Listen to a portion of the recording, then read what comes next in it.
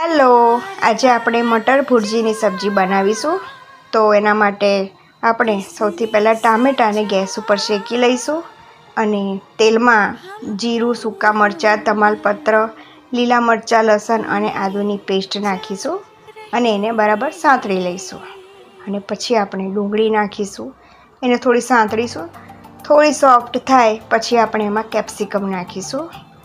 ઓછું પનીર હોય તો આ સબ્જી તરત બની જાય છે અને સારી પણ લાગે છે. હવે આપણે આની અંદર વટાણા નાખીશું. બાફેલા વટાણા છે અને પેલા જે ટામેટાં આપણે શેક્યા હતા એની ગ્રેવી બનાવી છે એ નાખી દઈશું અને એને સંતળાવવા દઈશું. તો હવે આપણે આના પછી આપણે મસાલા કરીશું. લાલ મરચું, મીઠું, હળદર, ધાણા જીરું, મરી પાવડર અને થોડો ગરમ મસાલો આટલું નાખી અને સાંતળી દઈશું. તો પછી આપણે પનીર લીધું છે, પનીરને હાથથી થોડું ક્રશ કરી દીધું છે અને શાકમાં નાખી દીધું છે અને હવે થોડું હલાવી દઈશું. જો તમારે આ શાકને ગ્રેવીના રૂપે ખાવું હોય તો તમે પાણી એડ કરી દો છો, પણ મારે સૂકું બનાવવું હતું એટલે મેં આમાં પાણી એડ નથી કર્યું, એટલાનું નામ ભુરજી રાખ્યું છે.